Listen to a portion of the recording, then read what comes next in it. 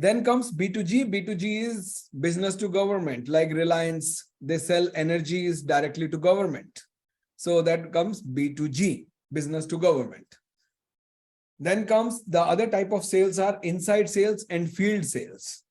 Inside sales is nothing, but you are doing the sales from within the office, which means you are doing sales over phone or over email or over social media or over website. These are the channels, or over app. You have an app and customers download that app and from there they order it, like Amazon. It's all inside sales.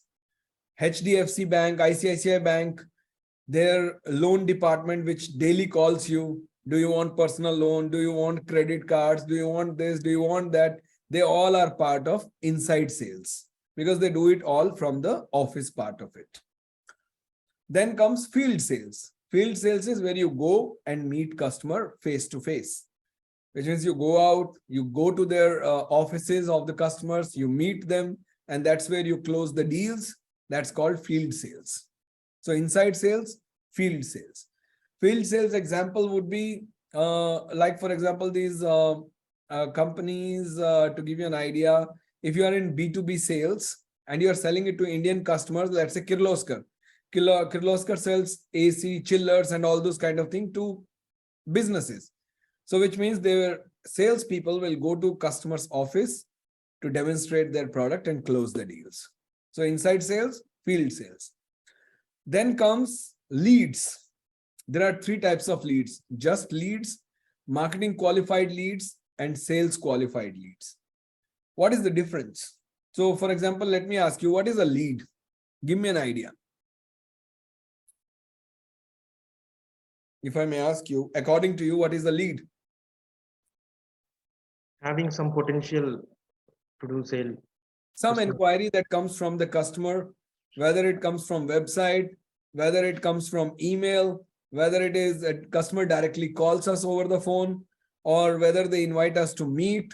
Everything is a lead. All right. A business opportunity or an inquiry, rightly said Rakesh. So it's a lead. But what is a marketing qualified lead and what is a sales qualified lead?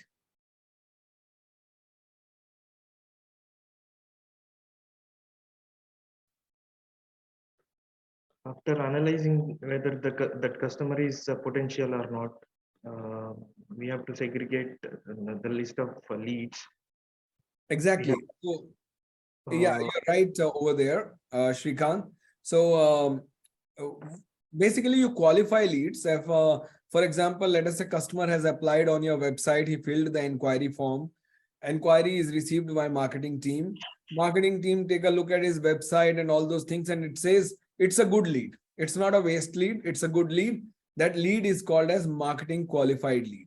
Then they send that lead to the sales team.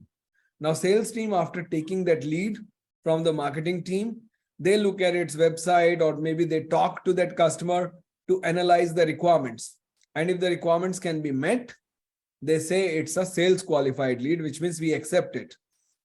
Or if, let us say, some sales team finds this is not a right lead for us. Maybe you are selling oranges and this guy is asking for, let us say, bathroom cleaner. It's not a right lead for us. So what you do is you reject it, saying this is not a sales qualified lead. These things are very, very important from the process perspective. So when you are handling a CRM, when you're handling all kind of leads, there should be a process where when you're accepting a lead, you should mark it as a sales qualified lead. So at the end of the day, or at the end of the month, you will also know how many good leads we got, how many bad leads we got. Your manager will also know how many good leads we got, how many bad leads we got, and owner will also know. Now, this input is very, very important, because if those leads are coming from marketing like advertisements, Google ads, or maybe pamphlet distributions, and if we are getting a lot of bad leads, then company should know about it and they can stop investing there and invest somewhere else.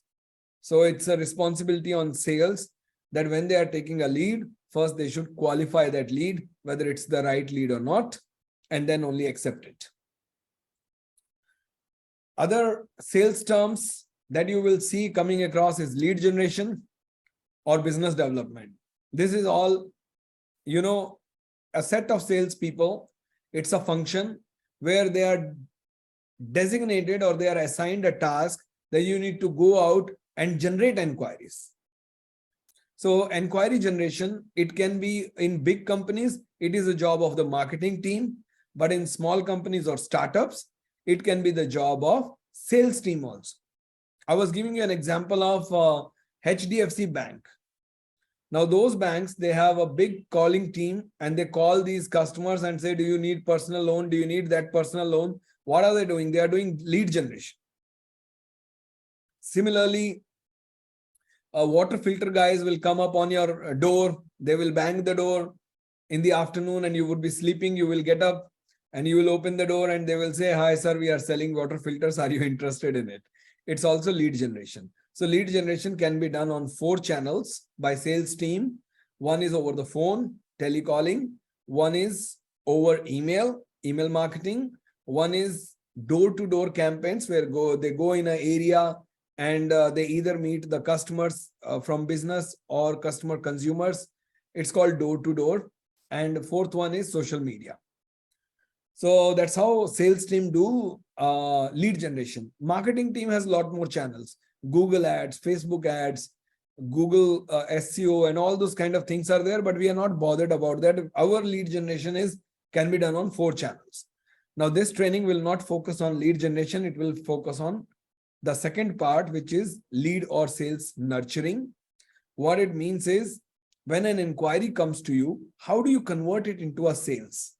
So that part is called as lead nurturing or sales closing. It goes by both the names. And that's what this program will focus on. Another term you will see here is CRM. Now CRM has 2 meanings. If you're talking about a tool, it's a customer relationship management tool. We call it CRM also. Another term is this is used after sale is done, there will be another team that will manage the relationship with the customer.